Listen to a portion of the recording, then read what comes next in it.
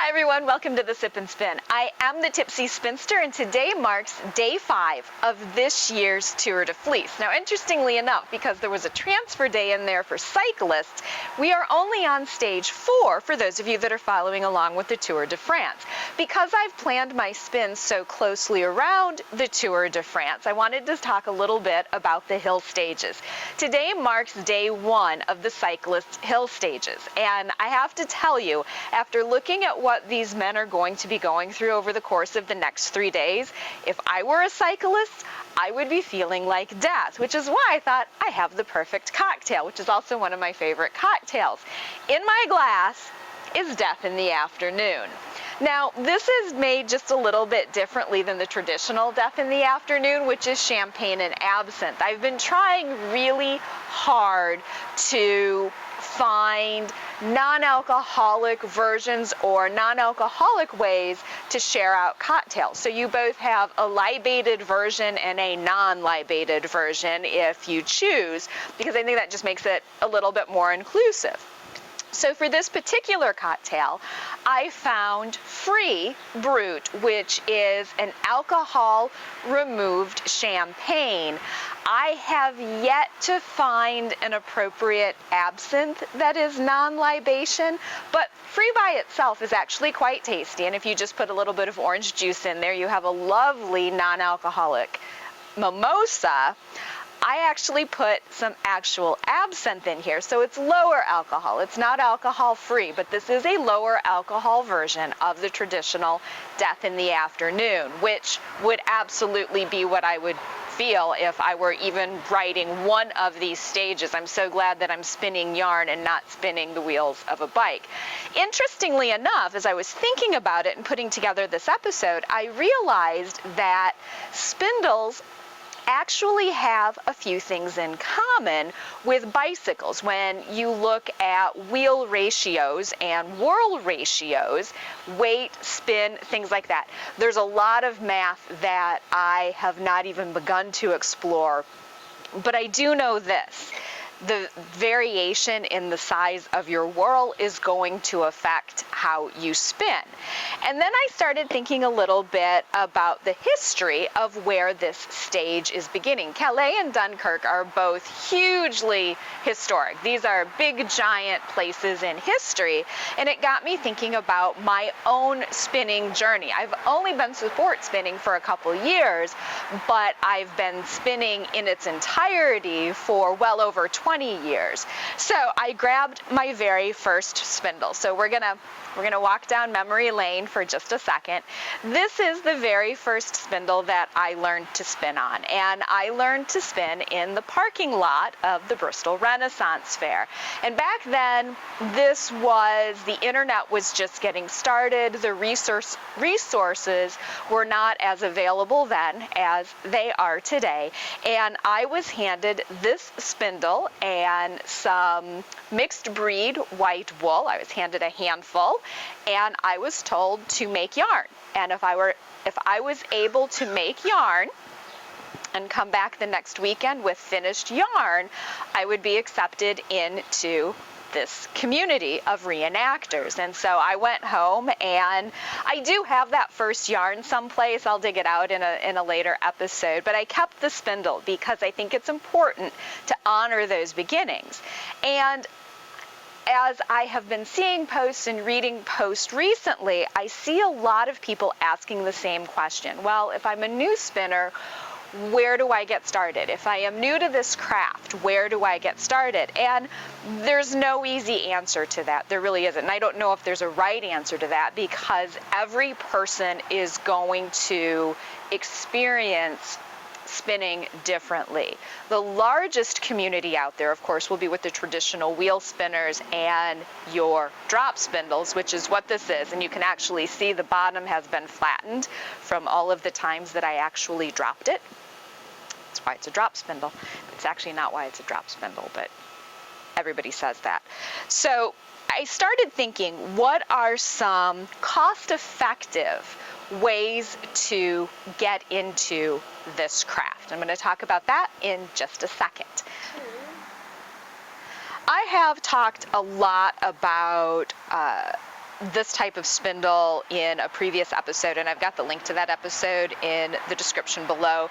This is one that can be both a drop spindle as well as, or a top whorl as well as a bottom whorl, CD style. This one is made just using a dowel rod, a toy wheel, and a spool.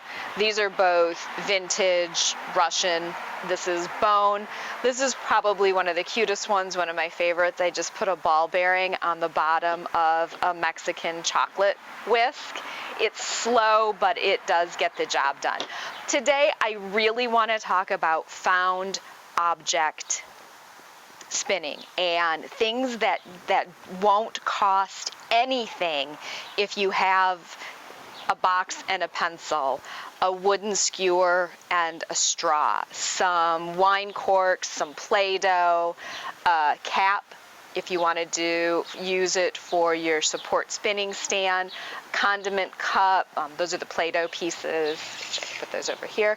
So the easiest, fastest, quickest spinning tool that I can think of is a clipped off coat hanger. This is the bottom of a coat hanger, and this actually mirrors a very traditional spindle. And when it comes to fiber, this was from a braid, and you don't have to spin all of it. You can take a tiny piece off. And if you are brand new and just want to get started, remember, all spinning is putting the twist in the fiber. So for this, I'm just going to do this and pull some.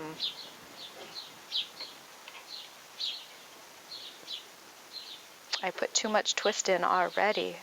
Draft out. There we go.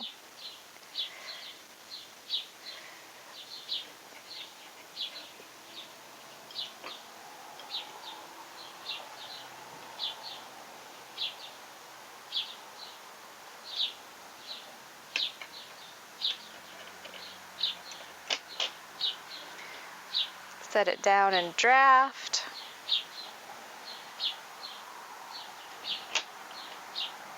Wow, look at all the energy. Draft and let the energy travel up.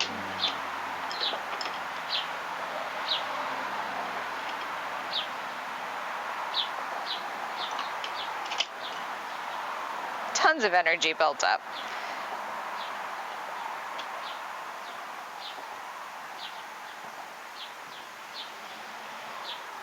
Draft out, and then as I get going, I can wind this on. There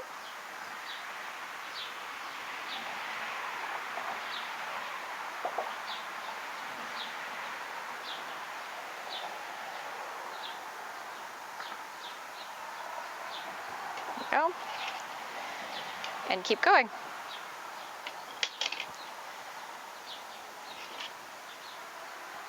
So that is tool one. That is probably the fastest, easiest, instant way that you can start spinning. So I will set that one right there. Another one is a wooden skewer, which if you just want to get started, you can just use that. It spins really slow. For added, you can put a bobbin on it. It slips very nicely into a straw, which gives you a little bit of grip when you're spinning.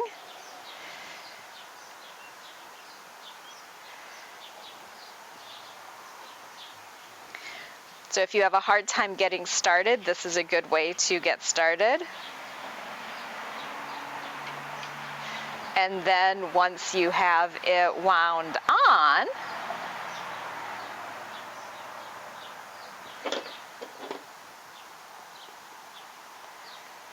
you can start spinning off the top.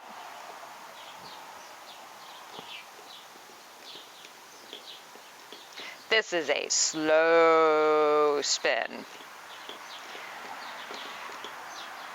which is why I like whorls.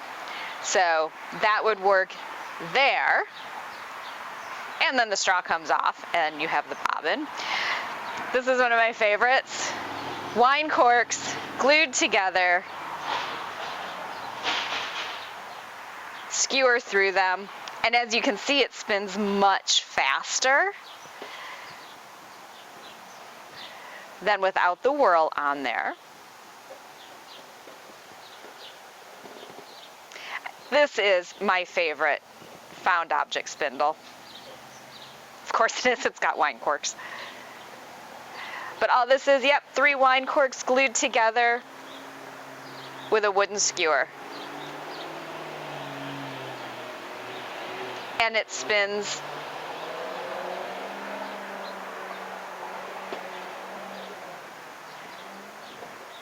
quite nicely.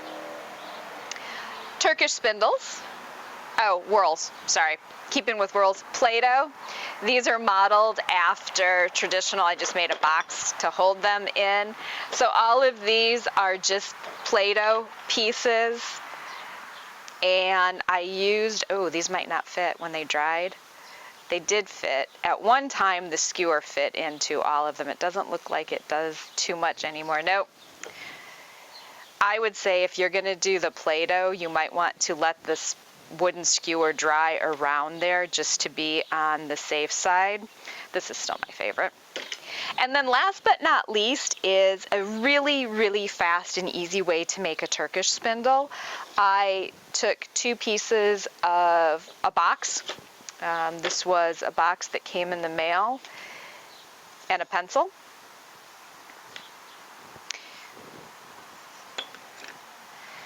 And the top will hold the fiber quite nicely. And until you get spinning, this might get a little weird.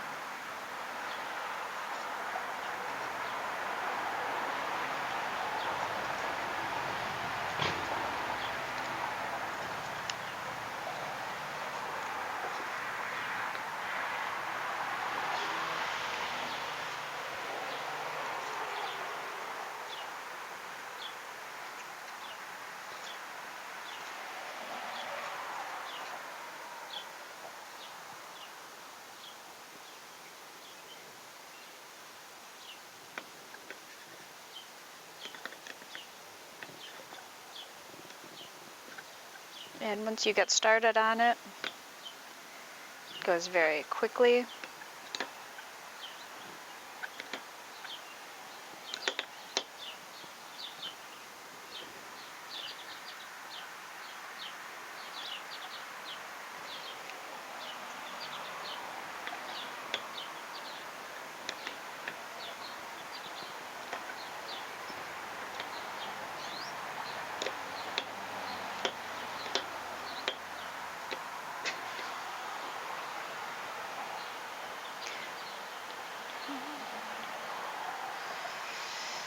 And this also works. The nice thing with the pencil too, with the top piece, you can also spin this just like you normally would a Turkish spindle with it hanging.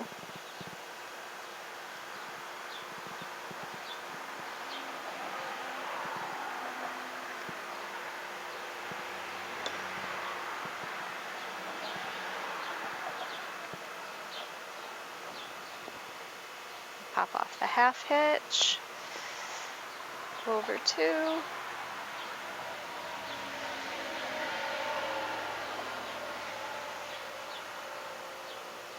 And you have the beginnings of your turtle. So very quickly, that was just a quick run through of things that you might have in your home right now that would enable you to jump in and get started with spinning. So when I come back, I'm actually going to start spinning for the next 3 days. I'm going to get my hill spins started. I'll be back in just 1 second. So that was just kind of a quick look at found object spinning and spindles. And like I said, I've talked a lot about making other types of spindles in previous episodes, and link to that is in the description below. But I realized that there are lots and lots of tools that can be used for spinning that are completely free, that don't cost anything. And that actually comes in really handy. And when it comes to fiber, I'll be talking a little bit more about great places to get fiber as the days progress, as well as I go in and take a look at the Shave 'em to Save 'em. I'm going to do a quick review of the Livestock Conservancy's program, and there are a lot of breeds there, and I will post in a couple other places where you can get fiber as well as this year's tour continues. So, as you saw on day one, I had an epic fail as I was getting ready for this year's tour, but it came out just fine. As I said in that first episode, I was going to reblend everything into the cools and the warms, and it turned out beautifully, with the added benefit that it glows under UV light, which is amazing.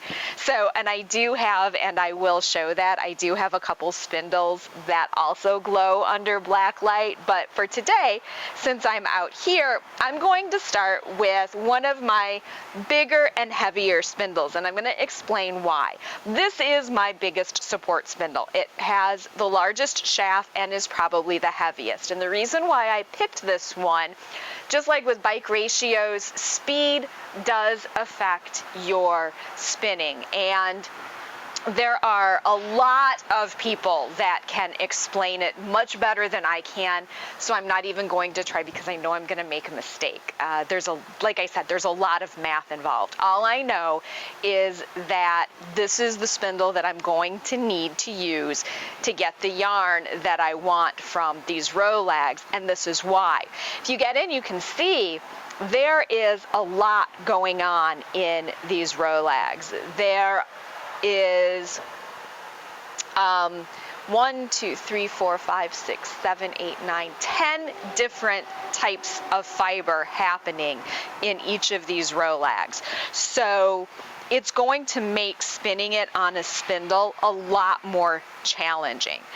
And so to do that, couple things. I have my bowl, and I'm going to get it started on the table, but then I want to show you, again, as I get started, I'm just going to wrap it around the top and let it catch in on itself.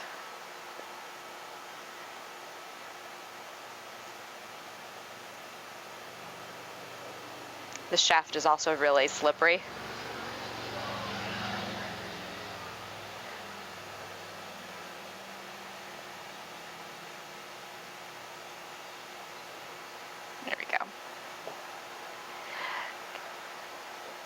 So what I did is I spun some, and then I put it back on itself, and spun more, and then put it back on itself, because it was starting to slip a little.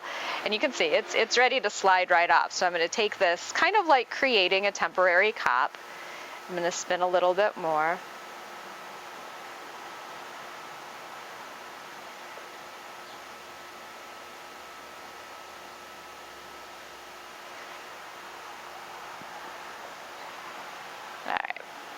Now I can get it started.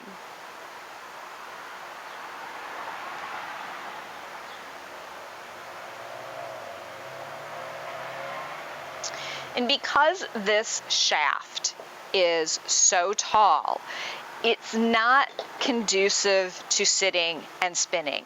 And it doesn't work well. I can't use my support spoon, because otherwise my arms, I can't remember if I shaved, so I don't want to put my arms up too high.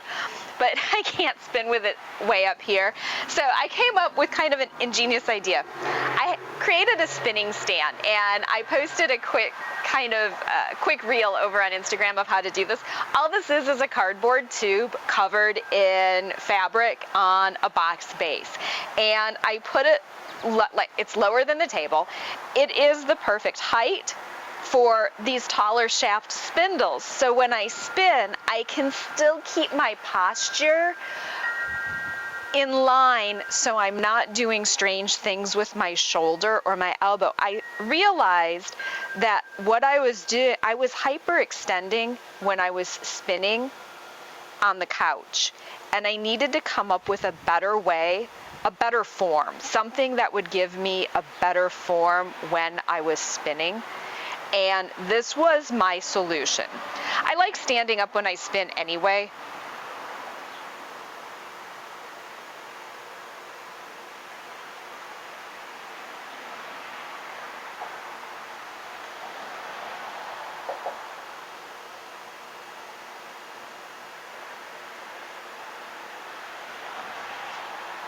My challenge is not to spin too thin.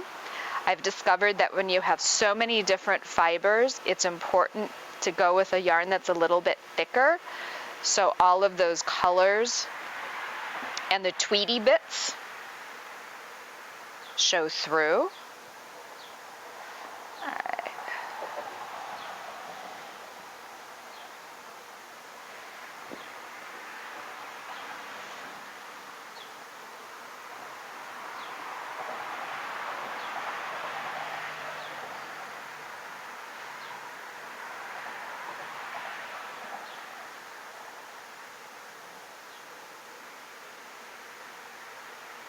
I'm going to spin just a little bit more, and then I'm going to see what this is going to look like when it's plied. My plan is to spin all of the warm colors and ply them together, and then spin all of the cool colors and ply them together.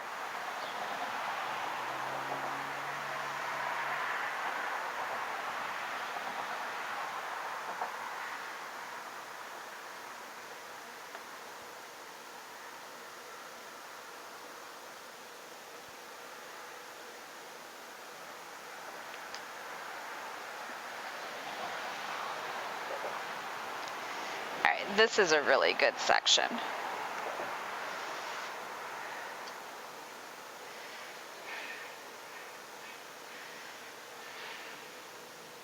Oh my gosh, I like this so much better. So this is what my finished yarn is going to look like. And it still has a lot of character to it, but oh, that is a yarn that I will be able to work with. Phew, it's a little worried.